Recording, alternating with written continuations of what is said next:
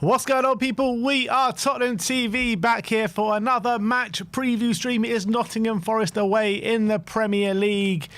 Looks like we've been robbed of the reunion thanks to Mr. Marinakis. Yeah. Mr. Marinakis, the guy that always wins. We all had this date crossed in our calendar, and unfortunately it doesn't hold the importance that maybe it would have done if my guy was still there, but unfortunately didn't last that long. Yeah.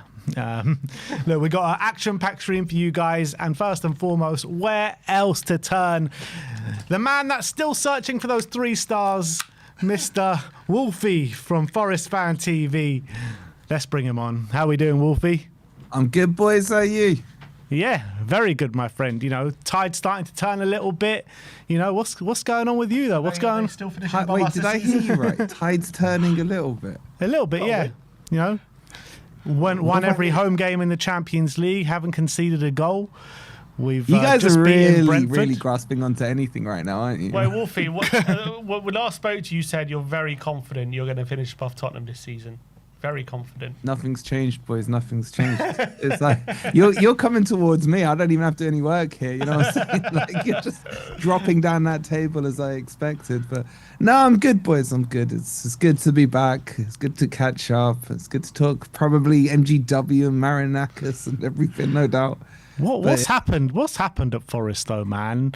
I know we've spoken since then, but back end of last season, everything was great. European qualification, Nuno at the wheel. What's Marinakis done to your football club, man? Marinakis is serious, so he's doing what he needs to do. So he's serious that you qualified for Europe with Nuno, and you've ended up 3 managers later with a firefighter in Sean Dyche. How's that happened? Yeah, that I don't agree with. Look, let's run back the clock. So Nuno had to go because Nuno decided he wanted to speak out against Marinakis. It only ends one way. Like he came out alive. He should be happy. So he's gone. He needed to go, right? Ange, we talked about it when we hired Ange. I wasn't for it. I wasn't against it. I was like, let's see what happens. And I think Ange was really hard done by, if I'm being honest with you. Damn the right. football was quite good. It wasn't all high line for life and this stuff. But he just couldn't get that win, and he got unlucky in like 2 or 3 games that we should have comfortably won. I mean, we were 2-0 up a couple of times, and Ange figured out a way to blow it. So he had the media fully against him. I don't know what it was like with Spurs, but the knives were sharpened for Ange off the bat walking into Forest, and he just kept biting and biting and biting and making it all about him. And that was his downfall. He couldn't get the fans on side.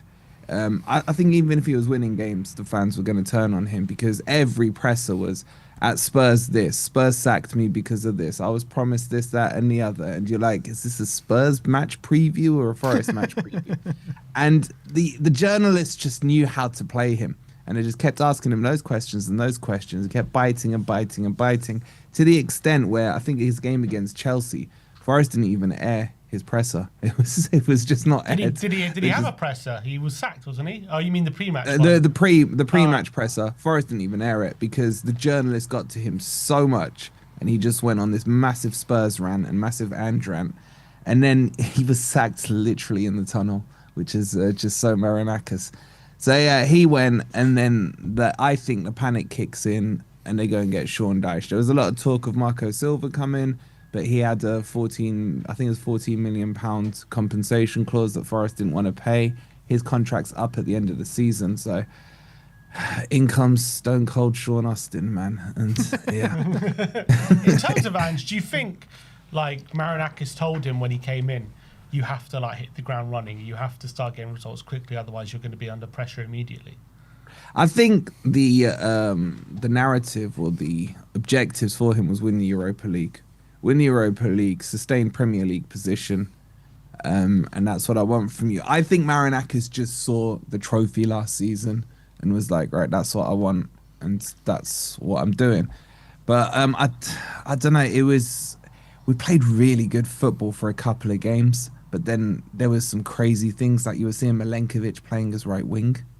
It was honestly Milenkovic, who's like a brute of a guy, you know, not the guy you want to be dribbling and taking on players down the right wing. He was on the right wing, and you know, sometimes Gibbs White was the last man back and all this stuff. So the organization was a little off. It was it was entertaining to say the least. I'm sure people not connected to Forest were watching the circus show with popcorn, no doubt. But yeah, I it tell did you, last for your streams when Ange was your manager was pure cinema, man. They were pure cinema. I think in your comment section it was like majority Spurs fans, I swear. Mate, honestly, these Spurs fans were coming out of nowhere and they were arguing with themselves because clearly there was still an Ange in, Ange out in your fan base. There And I'm still is, freaking yeah. seeing Still the is, butt yeah. end of it in my comments. Like there's chains of Ange in, Ange out. Did just you from see? Spurs fans. Did you see a massive increase in your Australian viewership when Yeah, Ange was there? there was loads of Australians, but I quite like that. I'm always one who is, if something's going to attract new fans into a club, that needs to be the way football goes. I don't buy into this tribalism thing too much. I think every club needs to grow their fan base because with fans comes revenue, with revenue comes shirt sales, with that also comes generations after. So I don't have. I know there's a lot of people that are like, oh, you have to be born in the postcode of the ground you support, otherwise, you're not a true local fan or what have you. I don't buy into that. I think football needs to be more inclusive and more opening towards fans. Even if they're new fans who have never seen football before, I look at it and think Australia is a really good football market. There's a lot of really passionate fans out there who do follow football. There's loads of Forest Australian fans who've emigrated out there or what have you. So I like the idea of more fans, taking an interest in my club. So I was all for it. But yeah, they flooded in, flooded out, and I don't know where Ange is now, on holiday, no doubt, but I'm sure they're keeping an eye on him. In terms of just his sacking, like, were you, when you lost that game, for you, were you like, yeah, just get rid? Or did you want to give him a bit more time? I think there was 2 games before that, I can't remember who he played, where I was like, this ain't working. And I was like, he probably will be going. When I started hearing Dyche as the name to replace him, I was like, give Ange a contract for life. I was like, I don't want Dyche, and I was like, I don't want that football. If I'm going to have to watch Forest be shit, I'd rather watch him on the front foot than the back foot. Do you know what I mean? Whereas, and I've seen too much Dyche ball in my time at Forest. Forest are traditionally a counter-attacking team. For me, Dyche is just too negative. It's a bit too low blocky, a bit too long bally. And it's not my style of football. I think Dyche will do fine at Forest, but stylistically, I'm talking here, it's not really what I want to see. And I don't think it's what Marinakis wanted to see, which is the whole point of him. One of the reasons I would say that he went for an Ange person who is more progressive on the pitch than counter-attacky or low blocky. Wolfie, talk to me about a bit more about Marinakis, because back end of You last are season, obsessed with my guy, man. we love speaking about Marinakis now, because back end of last season, everyone will sing his praises. Is there a bit of a negative reaction after everything between Marinakis and the Forest fans? There definitely was a few fingers pointed at him after the Nuno stuff, but it was more indirectly. Because the whole Nuno... Yeah, because they want to stay alive. Well, there's that as well. I mean, don't speak out against Marinakis, right? But it was more indirectly because of Edu. Edu's the one who's causing a lot of fan debate. Because Marinakis brought him in to look after his empire, to grow that empire and what have you. And him and Nuno clashed over, I think I told you guys, over Adama Traore, of all people. That was like the straw that broke the camel's back. So after that, when he went, Ange came in, everyone saw Ange as a Marinakis appointment. It wasn't a club appointment, if you like. And it was made obvious when you look at the statement that was released by the club when they signed Dyche. It says Edu and Sirianis are the 2 that have done the research to get, what's his face, Sean Dyche in. So there has been a bit of negativity around Marinakis. I'm not in that boat because I look at what he's done for the club, where we were when he picked us up, who we had before InfoWars, and then he's picked us up and obviously dragged us into Europe and put his money where his mouth is.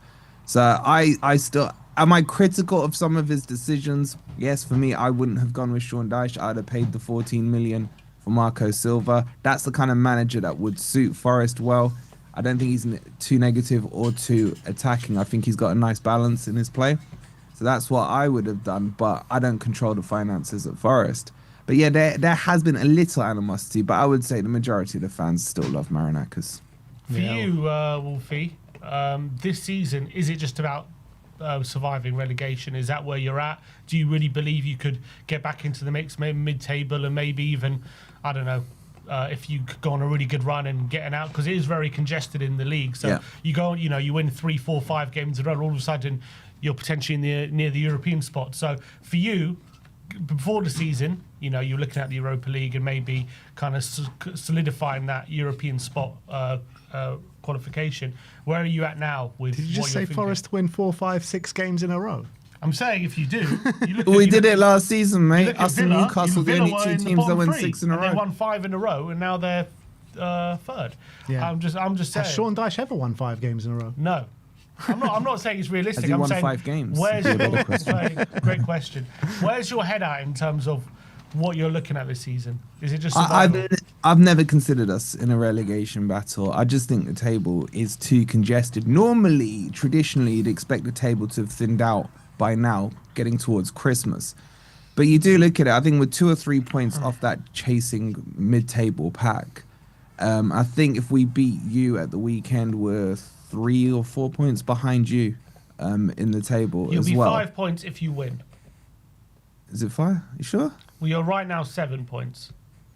Is it 7? Oh, so 7. Oh, 4. so you'll It'll be 4 be 4, points. yeah. You'll be 4 points, yeah. Yeah, so it'll be about 4. And I think it's still early days. I don't think the table now starts to settle until end of January. So, yes, if we get a couple of wins, now that we played our Europa League games, there's a little break until the final 2. I think that'll be towards the end of January. So it's now Premier League, Premier League, Premier League. I still think Forest can push towards the top half of the table. I still think we'll finish ahead of Spurs. I still think our Really? squad is better than yours. I just think all the mess that's happened over the last 4 months is now starting to thin out and settle out, and we've got some big players who are coming back and are fit for this weekend. So I'm still optimistic about it, despite Sean Dyche being the manager. But if you look at the form table, I think Forest is 6th in the form table. We've won 3 out of the last 5. So on the pitch, it is starting to get back to normal. But the key player for me, boys, is Murillo is back. We just look a completely different team with Murillo in the team. And it even showed yesterday. Murillo on the pitch, we were winning. The minute Murillo goes off, they concede. But we still somehow managed to scrape the win. So, yeah, I'm very optimistic because of our squad. I still think our squad is very strong. I still think we haven't got a tune out of 90% of the new players we've brought in. But the squad is good. It's just, can Forest stop doing Foresty things? Well, in terms of Dyche, we've mentioned him a few times. Like, for you, is he just an appointment to make sure you stay up, or is he here for the long term, do you think? Where does he have to finish, do you reckon, this season to earn a second season, or is it just about, even if he finishes 17th, he's going to be here next year? I would like to hope he's a stopgap. I think it was a panic appointment with the position we were in to just steady the ship and get things back on track. I personally, I know I took the piss out of you guys when you sacked Ange, but I would do the same thing. If Dyche wins the Europa League and Forest are still in the Premier League next season, I'd move on from him. He's not what I want to see long term. So if he's a short term appointment, I can stomach it. But if he wins the Europa League, they'd probably think of putting a statue up next to Cloughie for him. That's the thing. So it's an interesting position I might find myself in. But yeah, I think the general perception was steady the ship, get as far as he can in the Europa League, push back up the table, and see where we are in the summer. But I'd definitely be going for Marco Silva in the summer. No way Dyche actually wins Europa League. You think he has a chance? I think the squad has a chance. Like, let's be real here. This is Dyche's first ever campaign in Europe. I think he got Burnley into Europe. He did. He got Burnley into Europe once. I don't know if I can't remember. He if they didn't. Like, Yeah, they had a might have lost- qualification. Yeah, did they lose the match. qualifier? Yeah. Yeah, they lost, ironically enough, to Olympiacos, who Marinakis owns. So they didn't technically play a league match in the Europa League. So this is new to him as well. Can he go and win it? Honestly, boys, when I look at the quality in Europe, and I include the Champions League, some of the teams we're seeing now in this extended version of Europe, I can't even pronounce half these names. They're just, very small teams that are just getting there just to help earn revenues and what have you. So I look at the Europa League and I think Villa for me are probably favourites, and then Lyon and Roma, and then Forest. So it just depends on how the knockouts play out. Forest are pretty much qualified now to at least the knockouts of the qualification. We've still got 2 games left in that. And I think we can do it with our European heritage, Champions League next year and third star. That's the plan. How is Dyche compared to Nuno in terms of the football he plays? Is it the same, or is it more defensive? Or It's like Nuno but without strategy is the best way I could describe it. So it's very Dyche ball. There's a lot of long balls. There's a lot of balls being pumped up to Igor Jesus up front or to the wingers. A lot of crosses coming into the box, where I think our strongest asset right now is our midfield in the likes of Elliot Anderson, Douglas Luiz, Sangare, real ball-playing footballers. And I just feel at times we're bypassing those too much and playing to our wingers, who I think are our weakness right now. And that's where I think he's just got to tweak the strategy. But this is Dyche ball. What he's done is made the defense look more like the defense of last season. But he just hasn't got it right in the final third. I would say there is a lot of similarities between the way Forest are playing and Spurs are playing under Frank right now. There's just not enough football. I don't know if that makes sense. Do you know what I mean? Where you want to see the ball on the ground, moved around at pace. And that's the other thing, the build-up's too slow. When we are building up on the ground, sideways, backwards, sideways, long ball. And I just want to see someone like Anderson or a Douglas Luiz who can take control of that midfield and then play those balls through the lines. Bring the wingers in properly, get the ball to the striker and what have you. And I think both teams have those qualities within them, both Forest and Spurs. I just don't think on the pitch the tactics are playing out for either one in that way. And I think that's from both the managers. Would you take Thomas Frank? Hell no. No? No. You'd rather keep Sean Dyche and Thomas Frank? I'd rather Sean Dyche and Thomas. I see them as 2 cheeks of the same ass, if I'm being honest. That is complete crap. I bet you wouldn't have said that. I bet you wouldn't have said that off the back of the Brentford job before you saw what he did at Tottenham. No, I said it to you guys in the summer. I've said it to all the Spurs fans. There's no way I'd want Thomas Frank in. I think he's one of the most overrated managers in the Premier League, who did an average job at an average job. The lowest wage bill in the whole Premier League, and he's consistently finishing mid-table. I think it's a very average job. I really do. What has he done? If you really look at it, to make himself qualified enough to take on a so-called Big Six team. Look at all these. Okay, fine, but look at all these teams that come up from the Championship and go straight back down. It's hard to sustain. Even they can even stay up for 1 or 2 years and then they run out of steam. But to sustain a club like Brentford in the Premier League for the amount of time he did was a brilliant job. How can you deny that? And that's his level. This is my point. His level is not to play in the Champions League, to push Spurs to try and actually be a proper Big Six team. That's not his level. It reminds me too much of Graham Potter, if I'm being honest with you. And I think you have to start to question, at Brentford, was it Thomas Frank or was it the hierarchy and the setup and the organisation of the club? Because I think most people had Brentford to be in a relegation battle this season or probably go down with the players they've lost, the staff they've lost. And under Keith Andrews, who was a commentator, let's be honest here, a commentator in the Championship, they've kind of picked up where he's left off. And you see the same thing at Brighton. Brighton were able to go straight from Potter to De Zerbi to their manager now, and the system, as in the ecosystem, hasn't changed much. So I would question, was it him or was it the setup? I think all is about to be revealed, though. I think Spurs have been getting better, though, over previous weeks. And Frank is actually a notoriously slow starter at all the clubs he's been in. So he needs time to really imprint his ideas at the club. But I am seeing it get better. You saw us last week against Brentford. I don't know if you saw that game. I mean, we played proper football that day. I've seen Spurs a lot over this season, and I'll be honest with you, I've made sure I'm not operating heavy machinery at the same time as watching Spurs. I find your football so boring under Frank. It's just Sean boring. Dyche over Frank is a complete disrespect, man. You're asking me to choose between, would I rather vomit or have diarrhea? That's what you're asking me. It's like I don't see a difference in their styles at all.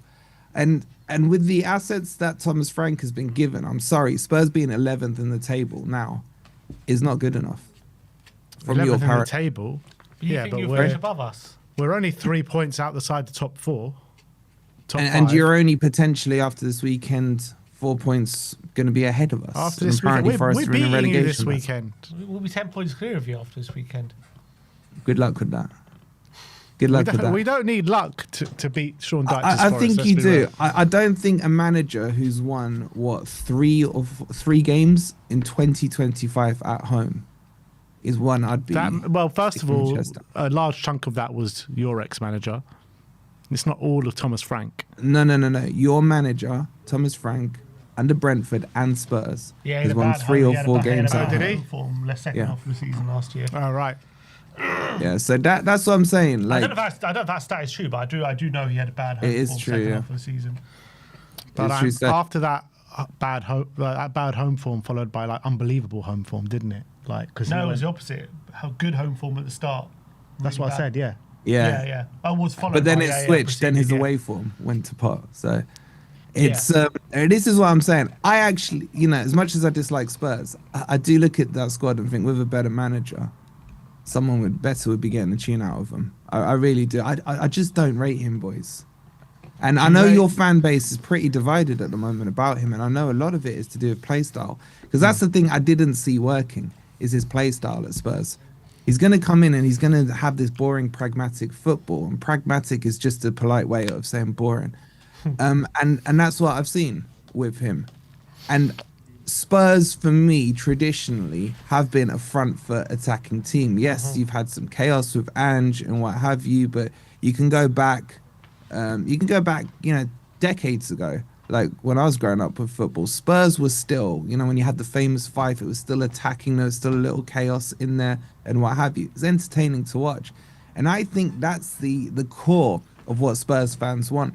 You don't always expect that you're going to be in a title race. Don't always expect you're going to win trophies, but you do expect a certain level of entertainment on the pitch. Panache. Now you can argue, sorry? Panache. Really. So panache, yeah. A bit of panache, yeah. Exactly. And I don't think that's there right now. And I think that's why, come on, how many times has your team been booed off at your own stadium this season? I've heard it plenty of times. Well, the last 2 home games we were cheered off. So things must be getting better. Bro, you're sticking on this 2 games win. Let's be honest. You beat a team no one's heard of in the Champions League, and Brentford, which is his ex-team. And let's be honest, he should know them inside out. Like, he's done very well. Let's not live in a small moment. And in the form table, if you want to go on recency, you're still behind us in the form table in the league. So form table, schmorm table, we're above you in the league. It doesn't matter where you are in the But you're the one table. bringing in the recency. So if you want to do recency, yeah, because it's a new manager, so you've got to give it time to progress, and it's progressing. I hear if the that. recency is the best thing about it, then obviously it's on an upward trajectory. Well, let's see what happens this weekend. I just think, even if your form's picking up, the style of play is not his style of play is not going to be one that pleases the Spurs fan base. Even in the long term. And you talk about your form as well being so. You've lost 2 out of your last 3 games, and we're still ahead of you in the form table. So make sense. Depends when you take the form. If we go last 15 games, we're above you. Well, form table's usually done 5 or 6 games, isn't it? So. Last 5 games, you're doing better than us. But your football's not much better though, is it? I'm not here saying it is, boys. I'm saying the complete opposite. I'm not enjoying watching Forest. This game has always been one I look for. Like at the start of the season, Spurs is the first one I'm looking for. Obviously, me and my brother figuring out what we're doing with the games and what have you. I gotta say, this build-up, I've been like, okay, we're playing Spurs. It's going to be a dead game. Did your brother want Ange out? Because we were speaking off camera. You said he's very much not happy with Frank. He's not happy with Frank. He was not wanting Ange. He wasn't wanting Ange, so... Yeah, he's not easily pleased. Would he sack Frank tomorrow, your brother? Yeah, I think he probably would. I think he probably would. Again, he's one of those who grew up watching that kind of style of play. I think it's more about style of play with him when it comes to Spurs and what he wants to see. But I don't know. Is that something you would say is replicated in the fan base? You I guys would think know it is better fairly than me. split at the moment. I think we're obviously Frank. We did pull a couple of results out of the bag last couple of games. We are looking a bit better, but before then, it was very much the tide was Frank needs to start playing better football, otherwise we're not having it. I think that was a big sentiment. I think at the moment, I think people like him personally. People do like him as a person and like really want him to do well, but the football was pretty much impossible to get behind up until The reality is, style of football doesn't matter if you're winning. If you're Correct. winning, everything's fine. It's when Correct. the results start to turn and you're playing poorly, then you look more at kind of like style of football and everything like that. So he wasn't winning. The football was shit. So everyone pointed to the style of play, which was fair enough. I think you'll bang on with that. You will stomach it as long as you get in the 3 points. But the thing is, what managers need to understand from us tribalistic fans is that even if you're losing and you can see a style of play that is the type you want to see, you're prepared to give that manager more rope. I think when managers like Sean Dyche and Thomas Frank, they make it harder for themselves by playing this style of football because this style of football has to produce results quick. So even for the most patient Spurs fans, if he continues to play pragmatic football and you're not getting the results, his lifespan is a lot shorter than a manager coming in who maybe would be trying to put, an aggressive attacking style and not quite getting the results. So I fully agree with what you're saying, but I think that's not just a Spurs thing. I think that's a football fan thing in general. Nuno, if Nuno wasn't getting results last season playing the way he was playing, the patience and tolerance wouldn't have been high. But because we got the results, because we got where we got, you're fine with it. You're fine with it. And you couldn't see a style of play of Ange? And he lasted 5 Premier League games. Yeah, played 8-1-0. Yeah, and that's the thing. That's the thing. I guess Forest are a bit more of a serious club than Spurs, and Marinakis wouldn't hold on to that for 2 years, and he was like, right, I'll make the change now. Whereas you guys tolerated Well, I'm it. pretty sure you would take 17th in the trophy this season, Wolfie. He I said would he would have definitely taken take it that. last season. I would definitely. I'd take 17th in the trophy every single year. I got no problems with that. Well, you got half your wish. You're 17th right now. Yeah, we're halfway there then.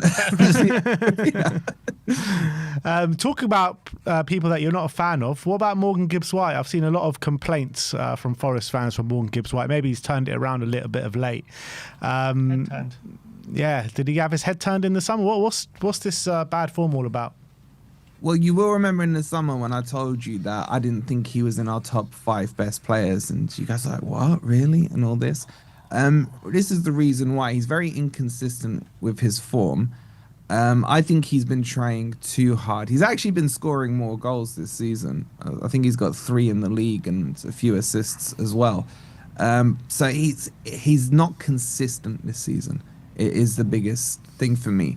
I do feel that his head was turned. At the same time, I think he'd had his second child as well, and there was a lot going on in his life. Yeah. He also got dropped from England, which I think cut him quite deeply in the last call-up.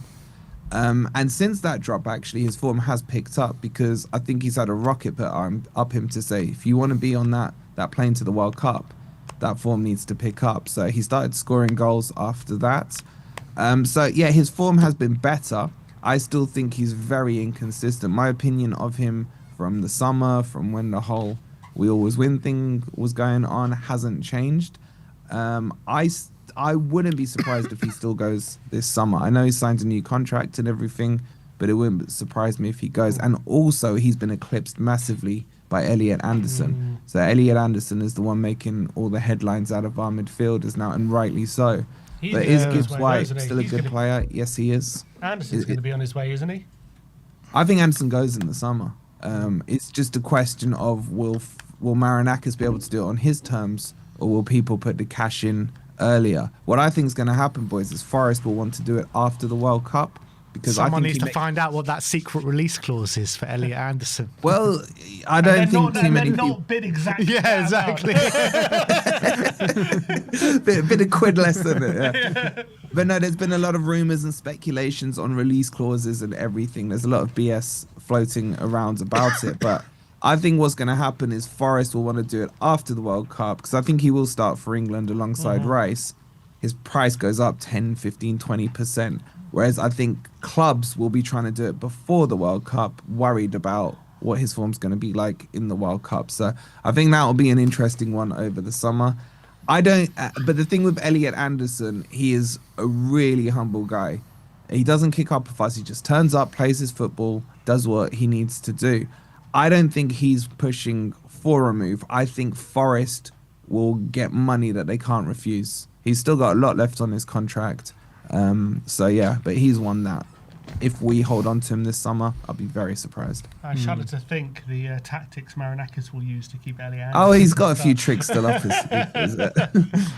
It's called gun to his head behind a camera. That's what it's called. I don't want to see that dungeon he has ready for Elliot. You know what? I don't know if you boys had it growing up, but my parents used to have that look. You know what I'm saying? Like, they give you that stare, and you know you're in trouble. Marinakis has got that. He doesn't need no gun, no weapons. No. He's just got that look. It's like, know your place.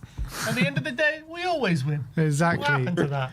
At the end of the day, we always win. How many wins have you had since that comment? I know, but what you guys don't understand is the context of what that meant. That was against Spurs. We always win against Spurs. So that's why I'm not worried about this weekend. We beat you twice last season. Traditionally, back in the 90s, we beat you every time. So you guys go from last season to the 90s. Yeah, what happened in everything in between? Yeah, it's a bit of a haze. COVID was a lot longer than I remember, that kind of thing. So, but yeah, no, I'm kind of looking forward to this game, boys, but not as much as I normally do. I just think we're in for a dire style of football from both teams. I don't know which manager is going to want to set up more defensively or which manager wants to counter-attack more, but I'm not expecting this to be one that's top of the match of the day. It's going to open up match of the day or anything. So I think we win this, but it's going to be so boring. What's your score prediction? I think we get a dirty, scumbaggy 3-0 victory. 3-0? Nah, you're not being serious, man. No, it'll be 1-0. Do you know what? Like, banter aside, I think it finishes 0-0. 0-0. I don't think we're good enough in the final third. I don't think you're good enough in the final third. I think your attack is woeful. If I'm being honest with you, I think your midfield is weak. I think your biggest strength is your defense, as is ours. I think our midfield is better than yours, but take your pick from the attacking three. Outside of Kudos, take your pick from the rest that you're gonna do a combined 11. Got Javi? I think my broken arm's got more muscle than. Do me a favour. So, again, Javi 2 games and suddenly he's messy now, but we'll see. We've never lost when he started. Hopefully he starts. So if he doesn't start, you've lost. Is that what you're saying? Much, yeah. Pretty much. There's a high chance of it, yeah. Well, it's a big I don't know. I think rested your every fan player base for has us. been very harsh on him. I think he has needed time to settle. He is a good player. My biggest criticism of him is physically. I don't quite think he's there. I think he needs to spend a bit more time in the gym bulking up. But in terms of a footballing brain, in terms of a player, I think he's decent. But it will take him time to adjust. But players aren't given that luxury in the Premier League from any fan base, not just yours. So they have to hit the ground running or they're shit. It's as simple as that, isn't it? Wolfie, there's a chance if we beat you this weekend, you guys are back in the relegation zone. Yeah, but That's how close you are to it. There's also a chance I could pull a supermodel this weekend. I don't think that's going to happen. So I guarantee you, Forest finishing this weekend in the relegation zone is a much higher chance of you pulling a supermodel. All right, well, I like the chess. I'll remember all these little things when it comes to Sunday afternoon, and you lot are there doing your emergency streams about how the hell did you lose the shitty Forest. Don't talk about who's had more emergency streams this season? Let's put it that way. Good. I'm looking forward to the crash outs from Wolfie when we see you on Sunday. Well, I don't tend to crash out when we win, so you may have to. That's why there's going to be a big crash out. Are you guys that confident points. that you're going to win? Spurs are coming for the 3 points this weekend. I'm telling you, we're going to get the win. How is my question?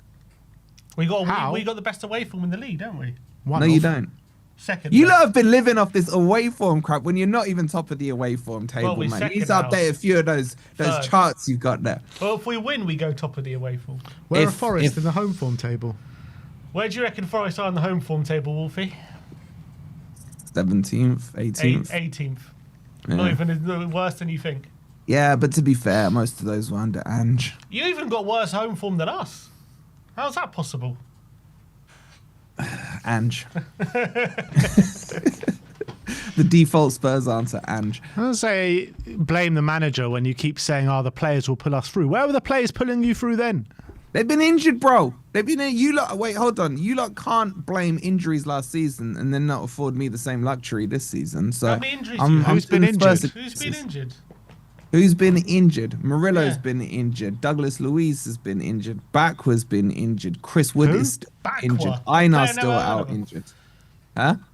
Bakwa. He's barely played. Who is this guy? Bakwa. Because The he's been winger. injured. He's been Alright, so injured. you can't say we're rubbish because this guy Bakwa's injured. Okay, forget Backward, but you're going to ignore Einar. You're going to ignore Chris Wood, who got over 20 goals in the league last season. You're We all gonna know that was a ignore- one-off season for Chris Wood, mate. That was never going to be replicated One-off this season. Chris Wood gets double digits pretty much every season in the Premier Yeah, League. but last year he got like 20. Exactly. It That's was a complete- one-off It was season. a complete anomaly, his finishing last season. And He had I think he had the highest conversion. that's what I'm saying. rate He's never going to have that in again. Europe or Do something you think that's crazy. sustainable Like that. for Chris Wood? He's going to have Well, the he's not going to highest do it conversion? now, boys, because he's been out since the first international break. So Chris you know, Wood ain't probably not even getting back into your starting lineup. Never mind scoring 20 goals for you. I'd just be happy to see him fit, mate. Honestly, we don't know what's going on. We keep getting told next week. It's one of those ones. But I got to ask you about the thumbnail. Why you got Solanke on there?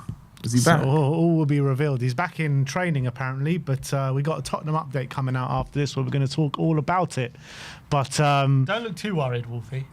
Solanke pisses me off, man. He scores against us all the time when he was at Bournemouth. So he I won't don't score. mind him He not won't playing. score against you tomorrow. I guarantee you that.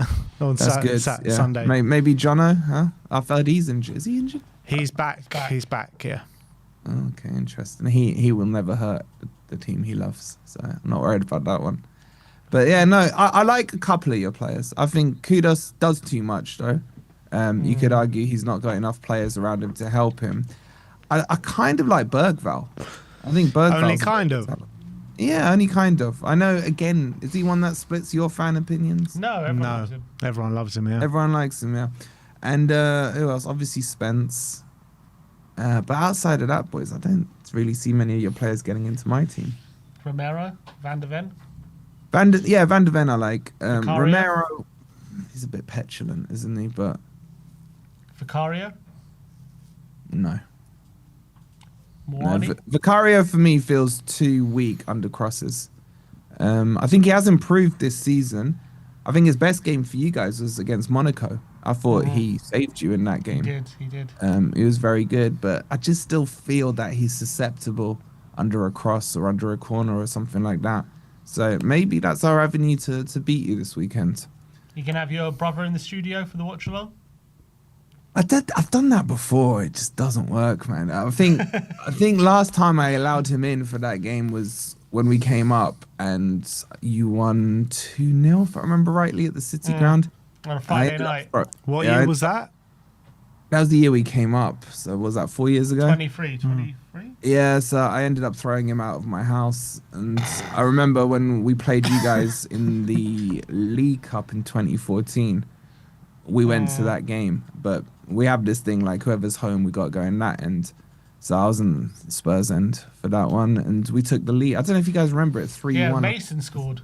Yeah. Why does everyone always remember Mason scoring? Like, they don't remember the It's other two. embarrassing. Like but one of his Mason- only goals. Yeah, Yeah. I was pretty going to much. say, it's that rare an occasion. Yeah, so I remember we took the lead in that game. I remember having to secretly celebrate. But yeah, your ground was dead, and that was White Hart Lane. The atmosphere was terrible that night. Very, very quiet. But that was It always is fun for to the small watch, wasn't it? teams. It always is for the small teams. Wasn't it someone's debut that day? I got a feeling Harry Mason, Kane isn't came it? on. Was it Harry Kane's? Kane came on and scored, yeah. Yeah. And Soldado, I think, scored. So that was it. That was the third one. Yeah, but we rested a lot of God, players. you let Soldado score against Soldado you, and man. Mason. It was our B team. It was our B team. Of course it We were was. top of the league at the time, And so we had Mason to and rest Soldado players. wasn't our B team. What happened to him, man? He was terrible. He was so bad. Yeah. Oh, shocking. All right. All right, look, Wolfie, always a pleasure to speak to you, my friend.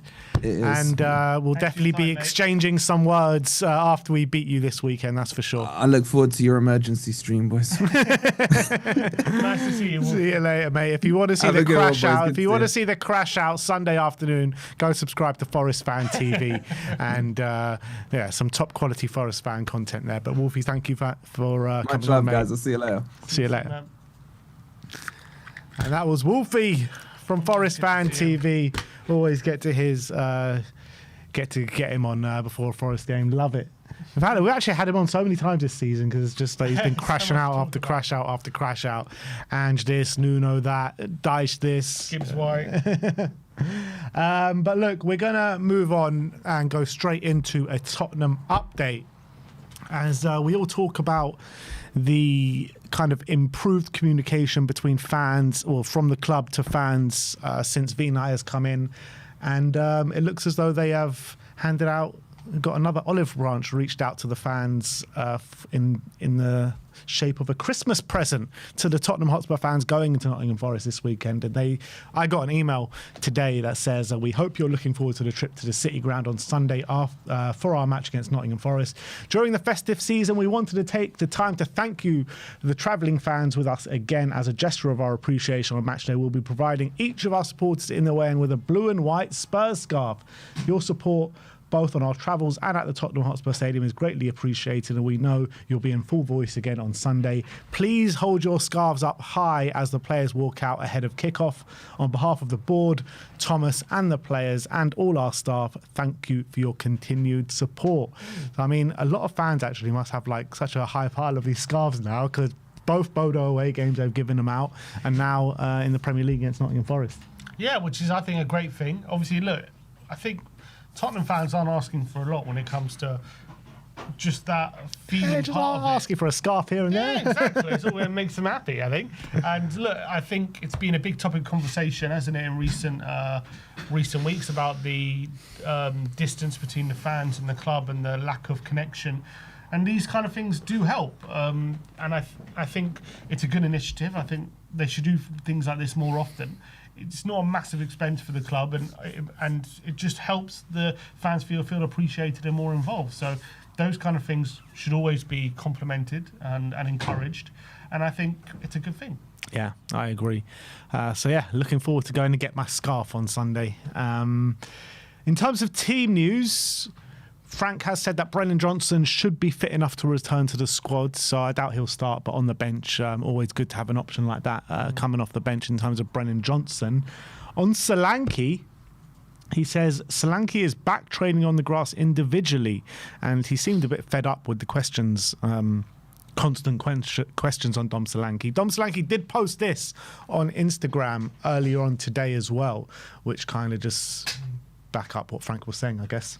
Yeah, I think maybe Solanke wants to quieten down a lot of the noise surrounding his injury. The fact that there's been such a lack of clarity about what's really going on has led to all these rumours flying around, and I'm sure the club would have seen it and all this stuff. So Solanke clearly wanting to put out the message, look, I am on my way back, it is an injury, all that kind of stuff.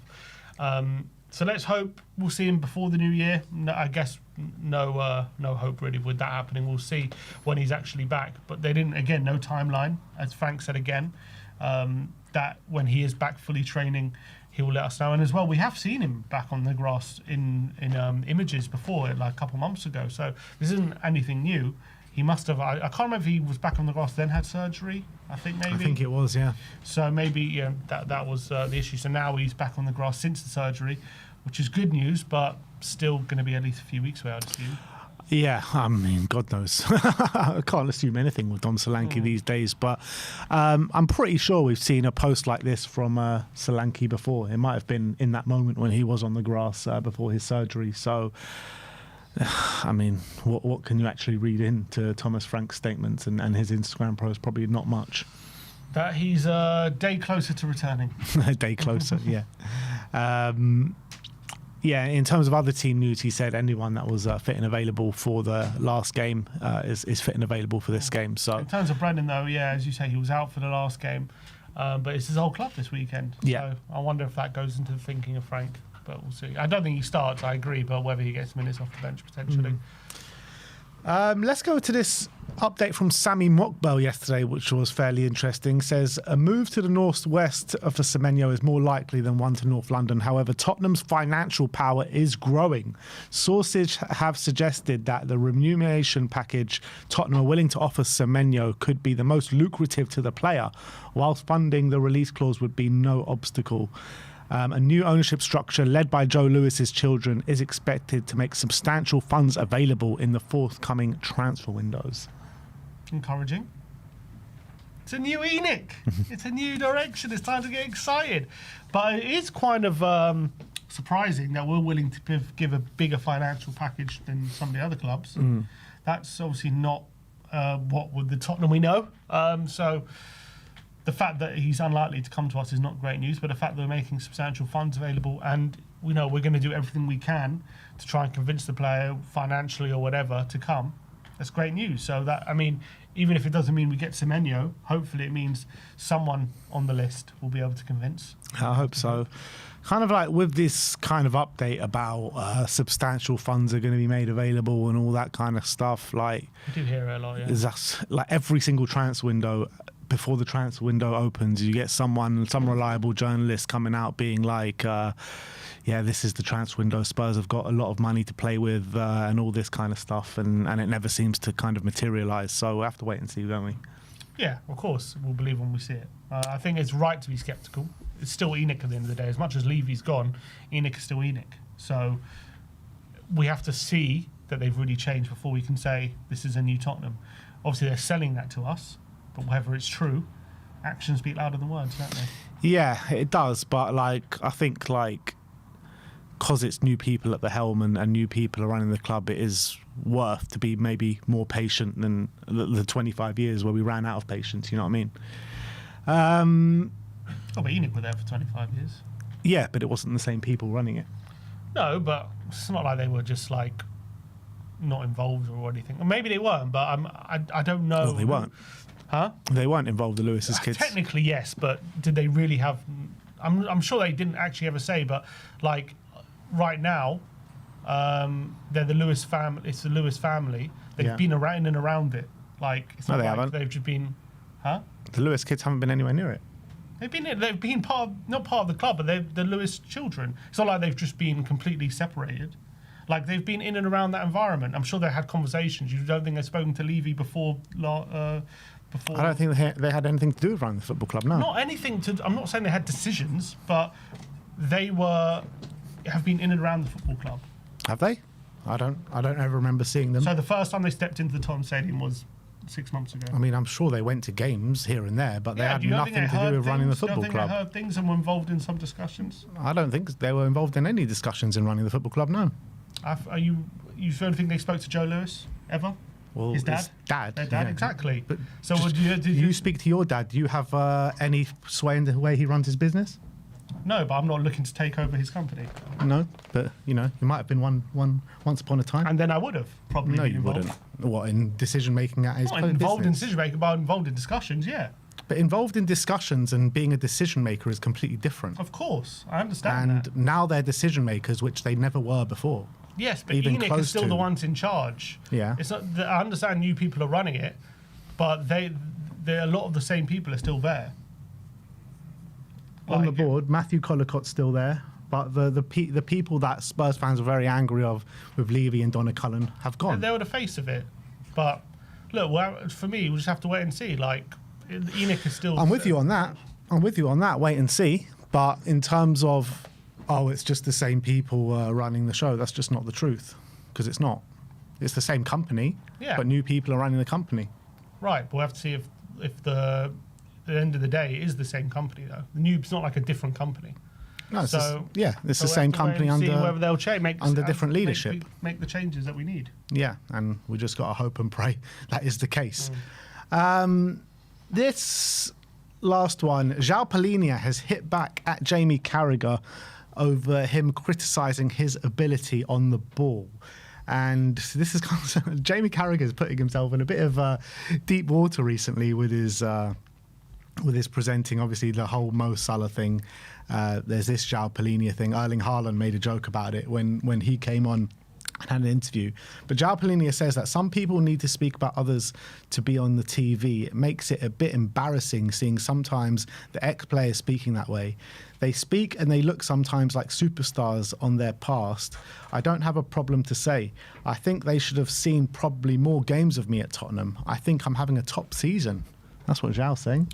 I think these are old quotes. 'Cause I'm pretty sure he said this over the international break. Oh, really? But anyway, I think they've recirculated for some reason over the last day, maybe because Carragher went on his whole run. But to be fair, I thought Carragher's criticism was fair. Like, he wasn't criticising him for playing badly. He was saying he doesn't do this certain thing, which is progress the ball. And that's absolutely right. I think that's a fair, not even a criticism, just pointing out, like, he doesn't do this thing, which I think a lot of top teams need from their number 6. And Palhinha is obviously, I don't know if he watched the criticism or not, but he's obviously seen what Carragher said, or maybe he's heard that Carragher went for him, and he's taken offence to it. But the reality is, all Carragher did was point out a stat. He said, look at these are midfielders in the Premier League. This is how much they progress the ball, and this is where Palhinha is, and he's right at the bottom. So that's all he said. He didn't say he's a bad player. He didn't even say he's playing badly or he's having a bad season. No one's even said that. It's just, I think all he said was, he doesn't progress the ball anywhere near like the other centre mids. I think it's pretty much what the majority of Spurs fans are saying right now as well. Yeah, exactly. So I think he's taken it a bit too personally, which I think doesn't need to. So Florian Plettenberg has just tweeted 5 minutes ago saying that top clubs from England all have Yan Diomande in their sights. Liverpool, Chelsea, Tottenham, Man City and many more. Contrary to other reports, there are no concrete or advanced talks with any clubs. Contract until 2030 with no release clause. A move after the World Cup is possible. Leipzig are considering a fee of over 100 million euros for the incredible talent. I've seen that Yan Diomande is up there with Luka Vuskovic in terms of top performing under 21-year-olds around Europe. Yeah, and he just scored a hat-trick not so long ago. Maybe in the last game for Leipzig. And look, since we've been linked with him, we've looked at him a bit more, and he does seem like a very exciting player, and a lot of people are very excited about him. So maybe, is he the answer? Who knows? I don't know if he... No, who knows? He's not... The reality is he's, what, 20? 19? So it's tough to say. Would you spend 100 million on him? No, obviously not. That'd be crazy. Based off 23 games, but he is playing very well. 100 million seems nuts, though. Yeah. 100 million euros is what, like 80, 85 million pounds? It's crazy money, isn't it? It's absolutely nuts money for a player of his... For what he's done, yeah, his experience. It's crazy. I think, do you think someone will actually do it, though? Will like a Man City or one of these heavyweights do it? No way in January they do it. No way. I don't believe that. Thing is, if he carries on this kind of form till the end of the season, then he might actually be worth it. Correct. And that's when they're talking about selling him after the World Cup, not this January. So you never know. Watch his space. Well, he has to continue it, and that's like the main of thing. Of course. It's like you can't say if he continues it. Like that's the most hardest thing to do, is to continue that form. Yeah, I'm not saying it's easy. I'm just saying if he continues it, then someone will splash it. I understand, but like, it's like saying if someone scores 5 in a row, and it's like, yeah, if he continues to score like this, he's going to get 50 goals. But yeah, he has to do it. Like it's not. I'm not saying if he scores a hat trick every game. I'm just saying if he performs well for the rest of the season. No, he has to more than perform well to be worth 100 million. He has to be one of the better players in the Bundesliga. Which apparently he is right now, right? Yeah. Which is very impressive. It's good, but a good run of form is a good run of form. We'll have to wait and see how he does between now and the end of the season. Yeah, absolutely. But even like at that age, to score a hat trick in the Bundesliga is quite something, to be honest. You know, it's good. But anyway, no Carl. No Carl. What was the name? The guy from Bayern. He's Carl. He's incredible, isn't he? That kid. Who scored more goals in the Bundesliga this year? I don't know, but he's He's got 3 in a row in the Champions League. He's 17 as well, that Carl. He's Yeah, that's 3 mad. younger. 17. Nuts. Would you spend 100 million on him? I would probably. Yeah, I probably would, to be honest. So, how many goals has this guy got? Diamande. No, yeah, well, first him. How many has he got? What, 5? 5. Something like that. So that's coming like 3 games. Something like that, yeah. I think so. And what about this Bayern guy? How many has he got? How many has Carl got? Lennart Carl. 2, 5 in all competitions. Yeah, 2 and 11 in the Bundesliga. And let's see what this one's got. Yeah, I've never even heard of Jan Diamande before we were linked with him. 6 6. in 13. That's a very. How many assists has he got? 2. Wow. 7 goal contributions in 15 games. 8 goal contributions. 8. Wow. In 13 games. That's pretty good, man. It is good. But it's 13 games. Yeah. Well, how many games has Kyle played? Carl. Yeah, but he's 3 years younger. Yeah, but still, 19 is still very young. Yeah. I'm not saying he's not. I'm 2 years younger. I'm warming to the idea of it more and more. This Jan Diamande. Would you guys take him? Would you guys actually spend that kind? I don't think he's going to go for that money. I think I he'll don't go think for he like will. 70. 80 million euros I would spend on Like, him. they only demanded, 51 for Xavi. Yeah. So, All right, let me know. Would you take Jan Diamande? Would you spend a significant fee? I mean, you're looking at all these other clubs fighting for him as well. So, is it actually a realistic chance that we can get him? That's the other thing. Gage and Xavi on the case. Yeah. All right. So that is your Tottenham update for today. Let me know in the comment section below your thoughts regarding all those news stories we have brought you today. What we got Time next? for us to guess Frank. Guess Frank. All right, let's do it. Have we got the injury graphic? 1 sec. Have we? Yeah, we've done it. All right, let's get into our predicted lineup. Tottenham travel to the City Ground, 2 o'clock kickoff on Sunday. And in terms of the team news, what have we got? So Brennan back and available, which is really positive. He should be on ball. He should be available for the weekend. Dom Solanke, he said, is back on the grass and training individually, so that's obviously really good. But no other updates regarding the other players. And everyone who was fit for Slavia will be fit for the weekend as well. But yeah, obviously Madison, Kulusevski, Dragoshin, Bissouma and Udogie all going to be out for the foreseeable. Udogie, the only one which we have a proper time frame on, I guess, which is January. Well, Bissouma's just been announced in the AFCON squad for Mali. So maybe he's not even injured. So I don't know. Yeah, I'm starting to question if he's actually injured or he's just like doing balloons or something. I don't know what he's doing. But yeah, let's get into this lineup. I think it will be a 4-2-3-1, as we've seen in the last couple of games. We know it in goal is obviously going to be Guillermo Vicario. Yep. And set piece is going to be crucial for this one. So, Forest have been much better at set pieces. Got big players in their squad, Milenkovic, Murillo, those kind of players. So Vicario is going to have a big job just making sure that he's relieving the pressure when possible. Yeah, the back line's pretty easy for this game. I think all four is pretty much set in stone with Pedro Porro at right back, Kuti Romero at right centre back, Mickey van der Ven left centre back, and also Jed Spence at left back. Yep. Given the fact that there's been a bit of a break, so Tuesday to Sunday, not really a need to be resting anyone. And as well, I think going forward, there's no midweek game. So we should be okay playing the same kind of core players a lot of the time that we need to. Yeah, absolutely. So kind of the settled back five there. In terms of the midfield, Jed against his old club, by the way. Yeah. Was he their player or was he just on loan there, right? He's on loan, but that's where he made his name. Yeah. In terms of the midfield, again, this is where the main questions are. I think Bentancur starts. I think Bentancur, and I think Gray. Yeah. I think he continues with Gray. It's a shame for Bergvall, though, isn't it? Because he is also playing well at the moment. I agree, but I got a feeling, and I said this before, I've got a feeling he sees Bergvall as an alternative to Xavi. Yeah.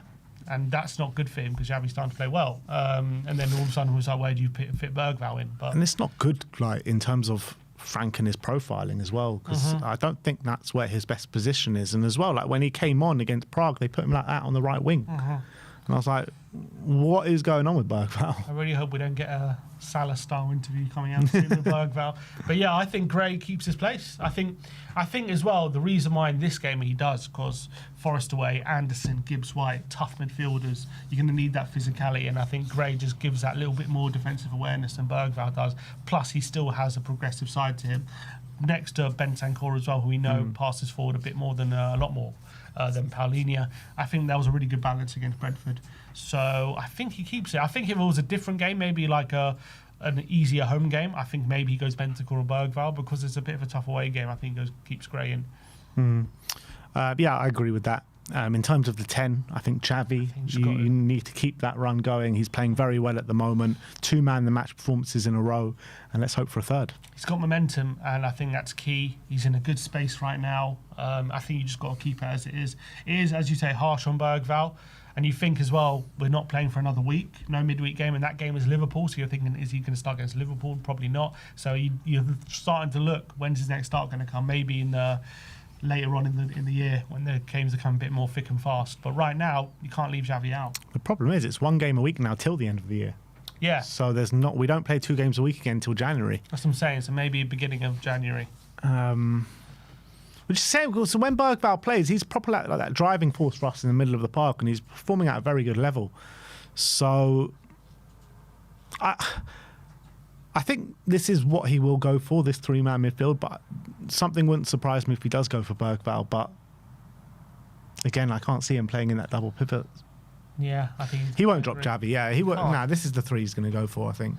In terms of the right wing, I think it's Mo Kudus. Obviously, he's also performing at a very high level right now. Yeah. Really banging form, Kudus now. He is looking sharper than he did. He did. I think Frank's right. He did go through a bit of a dip, didn't he? He had that injury, didn't quite come back and looked a bit off it. Remember that Newcastle Carabao Cup game? He looked really off it. But I think the last couple of games, he's looked bang up for it again, and he's scaring the life out of defenders again, which is great. Yeah. So who's he going to come up against? Who's their left back? Nico Williams potentially, or Nico Williams. Or Zinchenko started on Thursday, so maybe not him. Yeah, it'll be Nico Williams. That'll be some battle. Kudus can definitely have the upper edge on.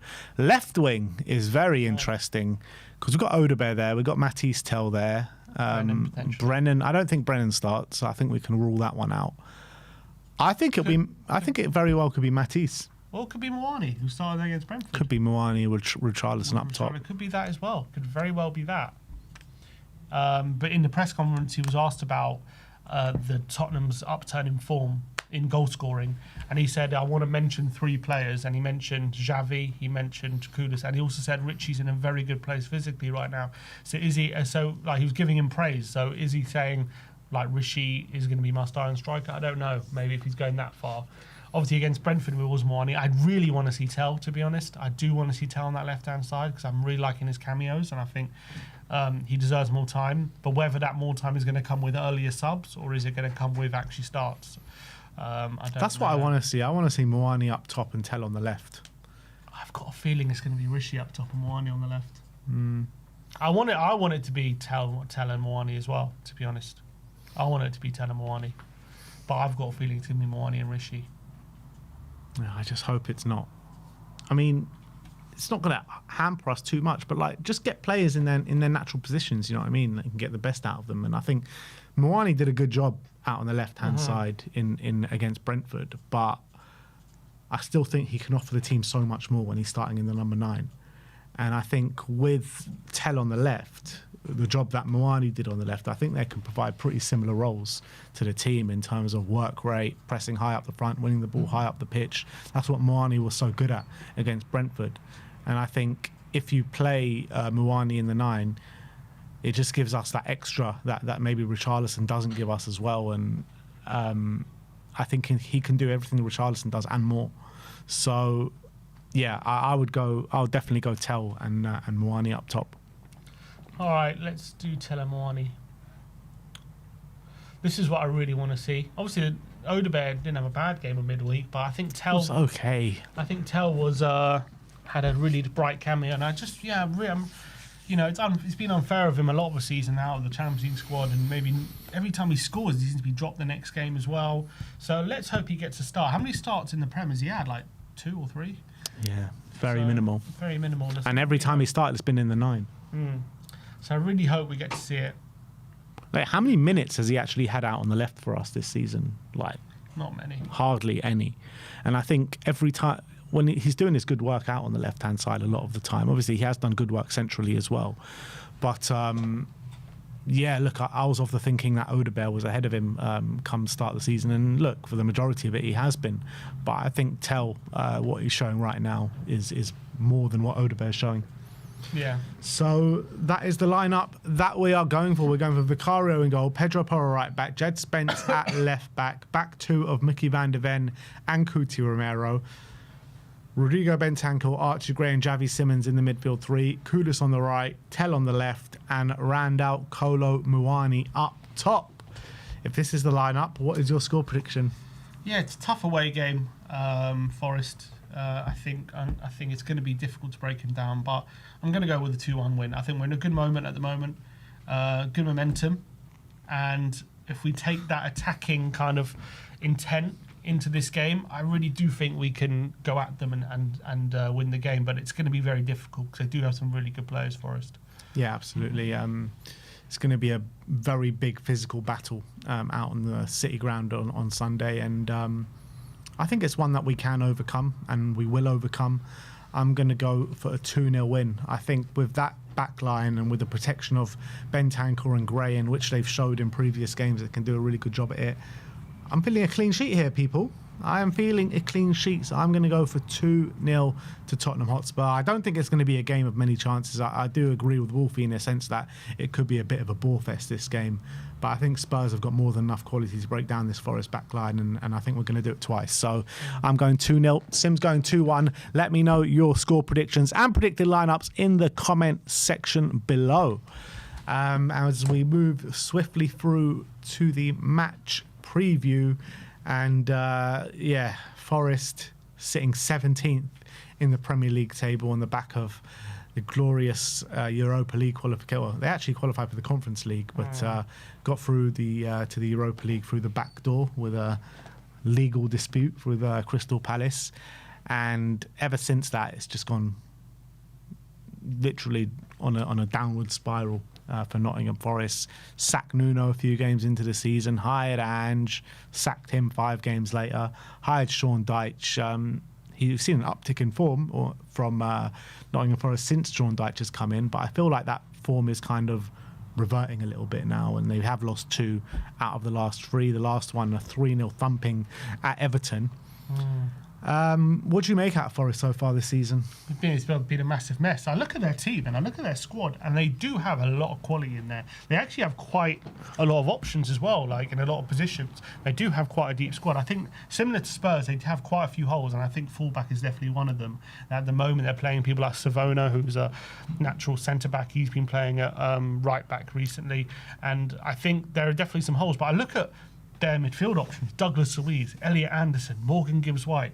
Great options. I look at the front line. They've got Igor Jesus, who's doing all right. They've got Callum Wendo as an option. Wood's obviously injured, but they've got Hudson-Odoi. They've got Dan N'Doye, who's a new signing.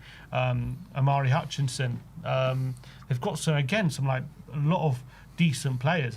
They do have like a lot of decent options there. So I like the makeup of their squad, but I think it's been a lot of change. I think they've been wildly changing from style of plays, which doesn't help, especially when you're going from one way to the other and then going back the other way again. That's obviously going to leave a lot of confusion. I think they've probably downgraded in their managers from Nuno to Dyche in that sense as well. So I think the whole thing is a massive mess. I think it's stabilising a bit at the moment under Sean Dyche, but under Dyche, the way he plays, you are going to get performances where you're just very passive and don't really get to grips with the game like they did against Everton, where I think if you don't have a philosophy where you're looking to get at teams, sometimes you can get into this passive kind of state of mind, and it's all about just stopping the opposition and blocking things. And if you don't have a way of attacking that's imprinted in the team, games can get away from you, and that's what I think we've seen a lot from Forest in recent weeks anyway. But they do look a lot more stable, I have to say. They obviously got a very good win at Anfield, which regardless how, I don't know how impressive that is at the moment, but they did win 3-0. And they are tough to break down, they're tough to play against, and they do have quality. So when if they do catch you out on a counter, they do definitely have quality to hurt you. I think Gibbs White is definitely the best at that. But I think, for me, I think at the moment, Elliot Anderson is like carrying them, to be honest. I think there's a lot of chaos, but Anderson is like calm within the chaos. He's just kept up his standards the whole way through. I thought he was brilliant under Nuno. I thought he was brilliant under Ange, and I think he's been brilliant under Dyche.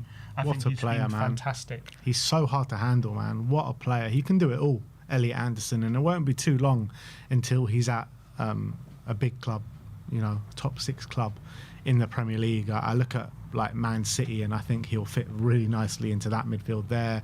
Liverpool, literally anyone. I think he could play for anyone. That's how good I think he is. Yeah. And when he plays for England, he's like one of the best players on the park as well.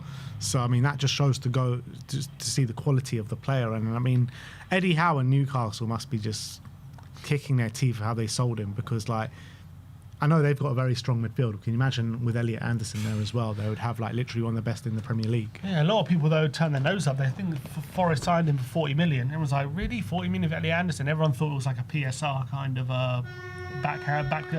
Well, it was. It was, though. That's the thing. But it just Newcastle didn't want to sell him. Newcastle had to sell him because of PSR, and he was 100% profit. And, they must be absolutely gutted. They must be. And because he's just a phenomenon. And it's mad, his rise as well. Because I know he had a good season last season, but he's even taken it on much more this season. Even though Forest has been worse, I feel like he's been a lot better than he was even last season. And I don't know, did last season he get any call-ups? But like, I feel like his rise has been like so quick and like such an upward trajectory in such a quick space of time. He's such an exciting player, and anyone who gets him is going to be lucky. I feel like I just get the feeling with him is the feeling I get when Rice was at West Ham. You can just see he's ready for that next step already, and he's kept up those consistent standards, and he's phenomenal. He just brings so much energy and quality on the ball. The way he plays on the half turn, he's not a player who just plays sideways. He's very comfortable turning on the ball, playing forward. He's got a good shot on him as well, and he's obviously really good in the tackle. He puts himself about. And I think when he was, I know Ange was only there for a short space of time, but I thought under Ange he really developed into this high volume passer who was willing to take lots of the ball on a high number of occasions and get the ball ticking over. And I think that could be his future potentially in kind of like a Rodri kind of role. What, 6? Yeah. Wow. Yeah, I do think he does his best kind of work doing that kind of like box-to-box role, because he's so good in defence and he's so good, driving at defences as well. I think he can do it all. 6, 8, whatever you want. Like he's a fantastic player. Maybe someone that hasn't kept up his standards all season is Morgan Gibbs White. Like I feel like he's had a few goals here and there, but I don't think from a general output in terms of performance. He hasn't really consistently been playing well, has he? And, we had that whole thing with Spurs in the summer where we got the here we go from Fabrizio and Marinakis and everything. Yeah, everyone knows what happened. And do you think it's a case of heads turned, or like what's the case with Morgan Gibbs? I think so. I think he agreed to move to Tottenham, and he had it taken away from him. And I know he ended up signing that contract for whatever reason, and he's still there. I think his form has been improving lately. So maybe it was just a funk from the summer, and I think he started the season really badly. And obviously Forest themselves were in terrible kind of chaos with different managers and whatnot. And I do think he's starting to get over that a bit, and I think his form has been a bit better recently. But definitely during the season, I think there was a big hangover from the summer where he thought he was making that next move. He was making that step of his career. He was that big move to London, to Tottenham, to a big six club, and he had that taken away from him. So I think for most players in that position, it's hard. Sometimes it's hard to. It can happen. We saw with Kane when he had that. He never was close to it, but he tried to move to Man City, and then for about a couple of months, maybe even more, he was in out of form, and he just didn't look himself for a while until Conte came in and shaked him up a bit and got him playing again. You're seeing it with like Baleba at Brighton. Baleba as well, so it's happening. It's not an uncommon occurrence, put it that way. And I think definitely it's happened with Gibbs White, but I think he is getting over it. They did rest a lot of players, didn't they? Nottingham Forest on last night in the Europa League. I think they just about got over the line against Utrecht. The last-minute goal from Igor Jesus. How much of an impact do you think that's going to have coming into the game this weekend? The fact they rested players, big impact, because it means a lot of their players are fresh. I know the main players, Anderson, Gibbs White, were rested.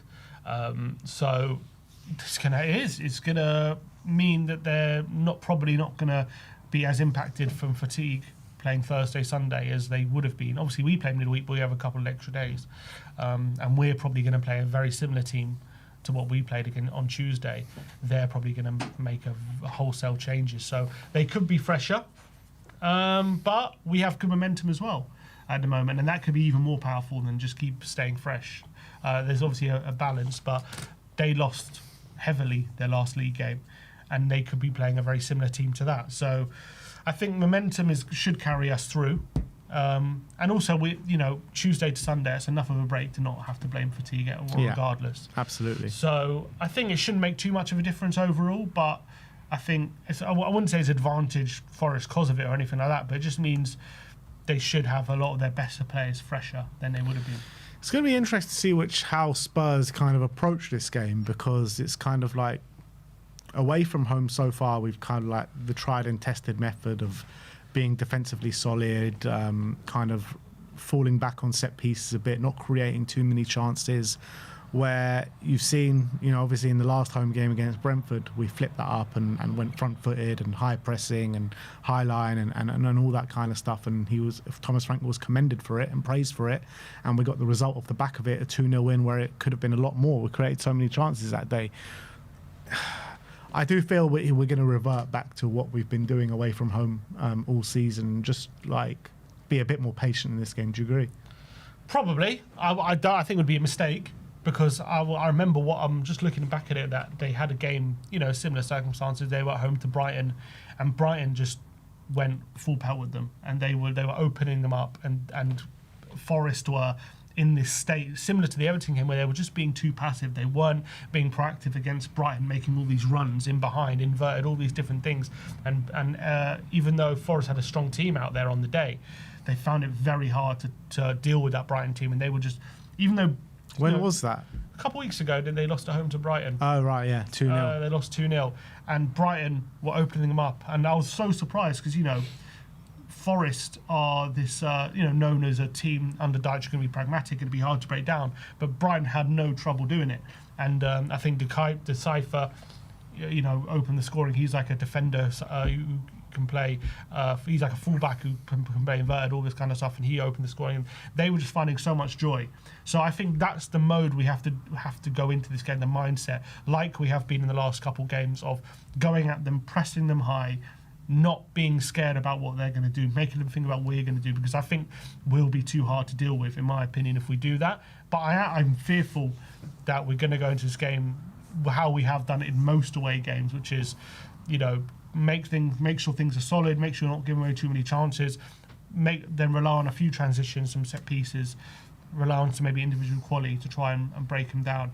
And not press them too high, not give them too much space, that kind of thing. I really hope we don't, to be honest. Even though it has worked for us away from home so far, I think we need to keep on what's been working in the last couple of games, in my opinion. Yeah, look, I don't disagree with that, but I think, there could be a few different avenues to 3 points this week. And I think both kind of mentalities, both setups and could probably work, but I think what you're saying is probably the more likely and obviously more pleasing on the eye and what the fans want to see more. So look, as long as we get 3 points, ultimately it doesn't really matter, but it would be nice to see us go with the same mentality as we had against Brentford, just wave after wave, wouldn't it? Definitely. I think the big worry though in this game is that midfield battle. because obviously as was waxing lyrical about Anderson, obviously Gibbs White, I wouldn't be surprised if he's got a, I don't know if you call it a point to prove or whatever. Something is, it's just written for him to have an amazing game, isn't it? Let's be honest.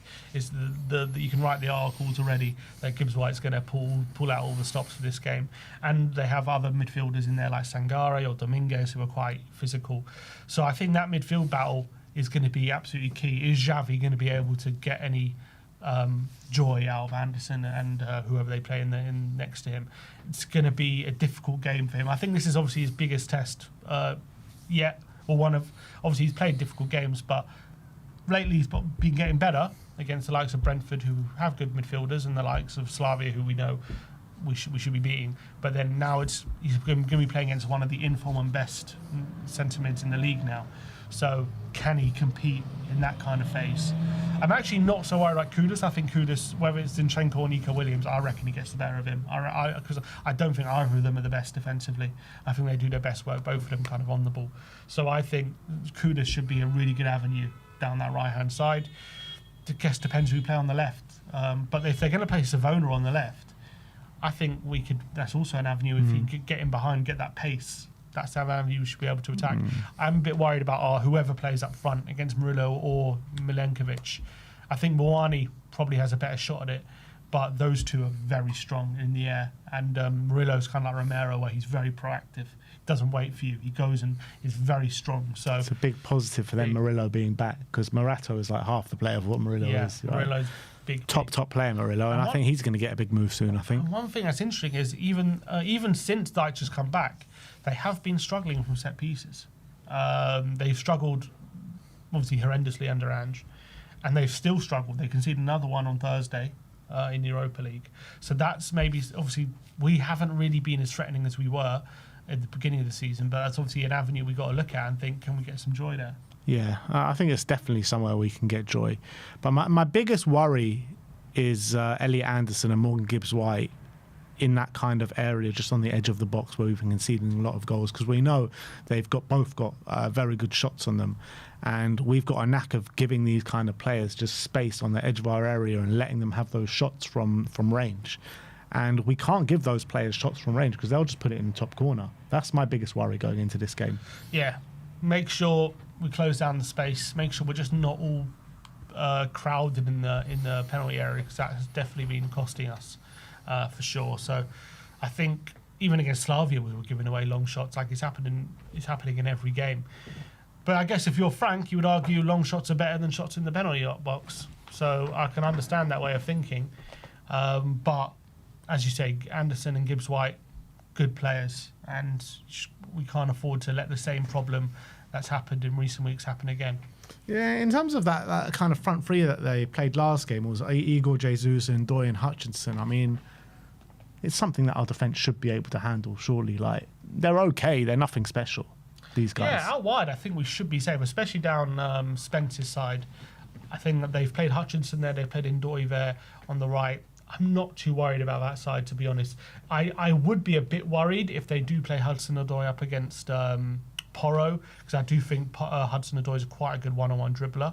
So I'm a bit concerned there if they get to isolate him, because will Hudson-Odoi fancy his chances of being able to cut inside and create something? He doesn't seem to fancy Hudson-Odoi. He's only playing in the Europa League games under Dyche in terms of starting games. So I think that'd be good for us, because I think if it's Ndoye is actually quite a straight line runner, and I think Porro can deal with those a lot better. I think when players are a bit more flexible and a bit more dribbly, I think that's when he can get unstuck a bit. I thought Ndoye was a dribbly winger. He dribbles, but he's not like flexible in that way. He's a bit like Brennan, how Brennan dribbles. That's how I see Ndoye. I thought he wasn't. I thought he was one of these guys that is much better than Brennan in terms of being able to take it past the man. Like, he draws a lot of fouls. He's and fast. stuff. He's quick. Because that's not what he was in Italy. Like, in Italy, he was very roaming and a very dribbly winger that could take it past you, not just a straight line. I would say that in terms of how he dribbles, how he moves his body, how he moves his feet to kind of bamboozle defenders, all that kind of stuff. That's not really how he dribbles. From what I've seen, Hudson-Odoi, Bakwa as well. I was clouding Wolfie about Backwell, but he's actually quite a good dribbler. Those players, and also Murray Hutchinson, they're a lot more flexible. I think Ndoye is much more of like a straight line runner from what I've seen. He kind of even if he cuts inside or goes down the left, but he is good at it because he's quick and he can get past you. But I would be much more comfortable with Ndoye there than I would be Hudson-Odoi. But not to say he can't get joy out of Porro. But he had like a really good start to life at Forest, didn't he, Ndoye? And then it kind of just like petered out after a few games in terms of like goal contributions. Yeah. I've liked what I've seen. He's a threat, but you can see, look, his successful take-on's not particularly good. It's not like he doesn't really take on what he's good at, a bit like Brennan. He's not good at taking you on, but he's good at getting a yard and then getting. What was that he like in. at Italy? In Italy, because he played for that Bologna team, right? Yep.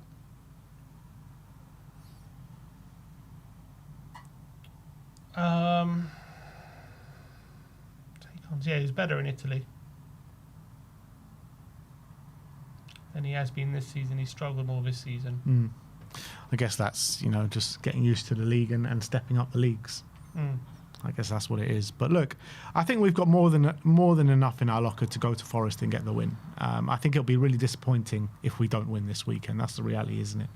Yeah, I think it all, as you said, I think it comes down to that midfield battle. I think if we can make sure we're either equal, or winning that battle, I think we go a long way to winning the game, because I do think in the forward areas we do have the advantage. I think we got more quality than them. I think when I look at this, like the defences, I think centre backs, I know ours is good, but theirs is also very good, so there's not too much advantage there. But I look at the forward line. I think if we win that midfield battle, I think if we go toe to toe with our forward line, I think we should come out on top. Yeah, I mean, look, in terms of like man for man, who would actually get into our team from this Forest team apart from Elliot Anderson? Probably Elliot Anderson, Morgan Gibbs-White. Those are the two players. That's the only two players I'm really fearful of. Obviously, last season, Milenkovic and Murillo were brilliant. Yeah. I wouldn't pick them over Romero. But even last season, you wouldn't have. I wouldn't have. If you're a Forest fan, they would, though. But I wouldn't, obviously. Yeah, I think wingers, maybe a left winger, maybe just Hudson-Odoi get in, you could argue, but he hasn't had a great season. I mean, he can't even get into their team, so. Up front, would you say Chris Wood? But I would prefer Moani personally. Chris Wood? Is there any conversation to have about Chris Wood against Kolo Moani? Forest fans would say yes. Nah, even Forest, to be a lot fair, of Forest last fans. season 20 goals, season 4 14 goals. Yeah, I know that. So, I know that, but still, I think if you ask the general population of football fans, I think literally 8 out of 10 people will say Moani. I don't know if that's true, because Moani has to prove it. Yes, he does. I agree. We watch him every game and we can see what he offers. But if you're a general football fan who don't watch his Tottenham as... But Moani gets consistently called up to the French squad. Yeah. He started for Juventus last season. Chris Wood's nowhere near the England squad. And he's not English, he's New Zealand. Oh, that's true, actually. I didn't even know his nationality. But even if he was, he'd be nowhere near the England squad. And look, he serves a purpose in a certain system, but... Nah, no way I think anyone can argue, say Moani is worse than... as a general footballer, no. Until Moani gets a similar level of goals of what Chris Wood has shown, then a lot of people will say Chris Wood is better. Apart from Wolfie, I don't think anyone's saying Chris Wood is better than Moani. I like Moani more, don't get me wrong. We watch him, so I know what he offers. But Chris Wood has been scoring goals for 2 seasons now, so you got to respect that. And until Moani hasn't even got a Premier League goal yet, so until he starts scoring, a lot of fans will say, I would prefer Chris Wood. I disagree. But look, that is the match preview. We're both going for Spurs wins this weekend. Is it a chance to climb the table this weekend? Who else is playing? So if we win, we could go Liverpool and Chelsea, but Chelsea playing Everton, likely to win. Liverpool-Brighton, so chance to go above one of those. Palace-City, chance to close the gap on one of those as well. Hopefully Palace. So, and obviously United-Bournemouth, or Bournemouth are below us. So look, if we do win this weekend, I guess every weekend's always a chance to close the gap, but if we can get to close that top 4, getting close to the new year, all of a sudden really put ourselves in that race. Exactly. Yeah, I think a win is very important for that. It's extremely important, especially as we've got Liverpool coming up next after this. What a big game that is. If we win this weekend, that Liverpool game is, well, either way, if we win, lose or draw this weekend, that Liverpool game's big. But if we can win and Liverpool drop points, you can put a bit of light between us, which is crazy to think about. But we've got 2 very difficult games after. We've got Liverpool and then Palace away. So this is crucial we get 3 points here.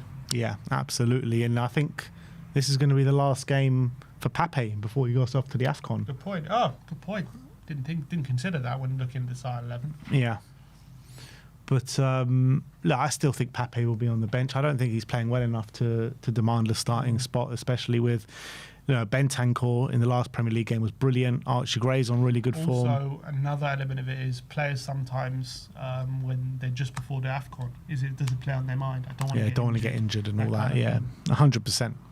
So, I mean, the outlook of the Premier League in terms of we're all counting who's got the most African players in their team, who's going to lose the most. And I think Manchester United are definitely the biggest losers there. Definitely. But, yeah, look, we'll see what happens on the weekend. I am very hopeful. I'm going up to the City Ground on Sunday with Mr. Brian Daigle and Sim. I thought you were going to say Mr. Box Office. All right. And Sim is Brian Daigle is Mr. Box Office. And Sim is going to be in the studio with Mr. Stelios. Come on. So, yeah, tune in for that. Just before 2 o'clock, 1:45, they'll be going live. And that is it from us today. We'll see you all on Sunday. Like, subscribe and comment. And as always, come on you Spurs.